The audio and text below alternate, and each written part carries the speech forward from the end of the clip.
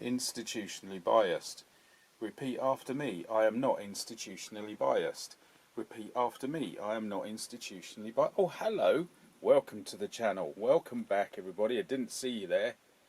And all of that rubbish. Nothing wrong with a bit of sarcasm now and again. This is what I'm going to take on shortly. So let's call it an unboxing. Because today is Monday. And things did not go at all to plan, and so I have not even approached the problems with the computer, so I can see that dragging on. Oh well, we'll get there, don't worry. Anyway, so what I'm going to take on soon is the Bristol Beaufort Mark 1 172nd Airfix, although posh people say Bow as B, so the Bristol Beaufort, but there we go, whatever you like. It is an extraordinarily well done piece of computer, AI, CG, whatever, box art. Except for one thing, you can't really tell the shape of the aircraft you're buying. Thank goodness for that. And just in case you're a bit confused, same again. Right. I'm going to do this version because, for bizarre and Scottish reasons, my Scottish dad had a multiple barrelled surname. He didn't give it to me due to not wanting me to seem posh.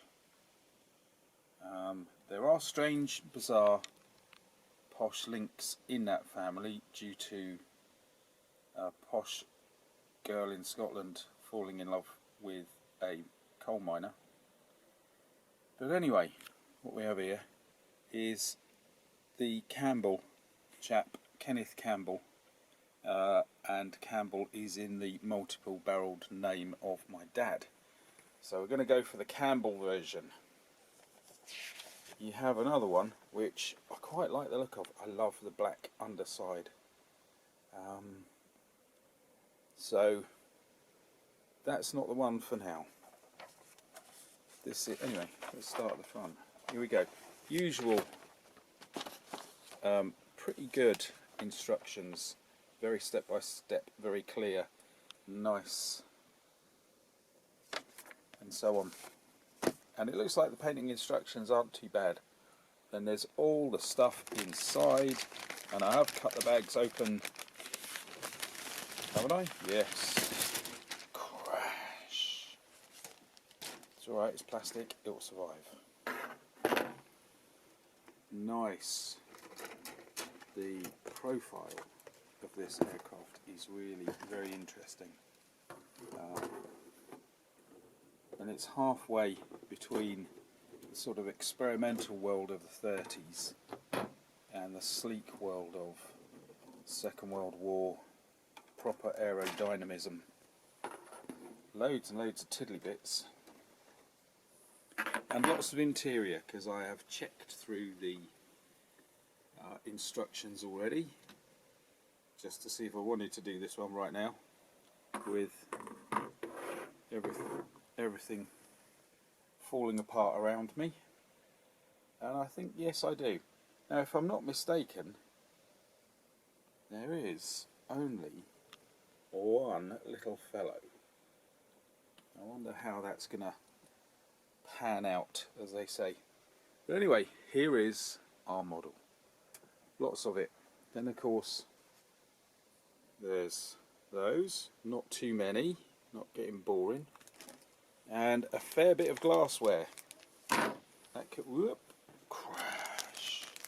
That could be one of the stumbling blocks for me. Not good at the glassware. Hard to see in the polythene bag. I'm not going to open that up because I don't want to get it in a mess. Even though I shouldn't get it in a mess, I am bound to do so. It is only natural. So that's it. That's what I'm going to take on. I'm going to take it slow and steady. I'd like to make a good job of this one because it's a nice aircraft.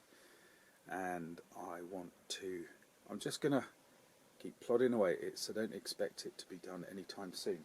And that's because I'm actually in the middle of this one. Wham! Bum bum bum. And this one is the lower hull is done and the wheels are on, but I won't go near them yet because they are settling down, shall we say. I'm going to say it now, I'll say it again when we get round to the film, but the suspension and the wheels in general, the whole of that is fantastic. It was a great build, or a great piece of design. It wasn't a great build on my part.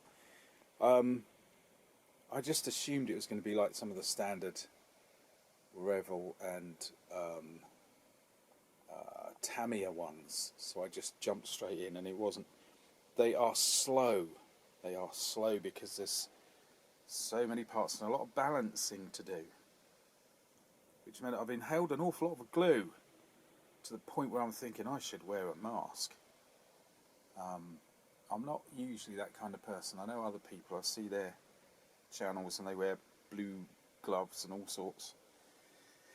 But I think the time has come to buy some masks. It's worth asking, do you wear masks when making models? And if so, what ones? That's a fascinating conversation. Stick that in the comments below if you wouldn't mind. It'd be very kind. So, there we are. Lost track there. I've completely beguiled myself with thoughts of masks. Don't even ask where I'm going with that one. But anyway, what I'm going to do, probably tomorrow, because it's night time now. Probably tomorrow. See, I've got a big light there. What I'm going to do is I am going to do a little bit of spraying, undercoating here and there, and then take stock and think about what to do. So we won't see any more of this probably for a week, I reckon, because other things are jumping in between. If we're lucky, I might get another little film out in a day or so. You say lucky, you know, that's I think luck on my part. If I manage it, I will have been lucky. You may think otherwise. Right, so that's that. I will say thank you, and I will see you again soon. I do hope you return, and we can carry on having a good time together. If you say, oh, that sounded terrible, we can enjoy the world of model making. I need to shut up now. It's getting late. Right, see you all soon. Bye.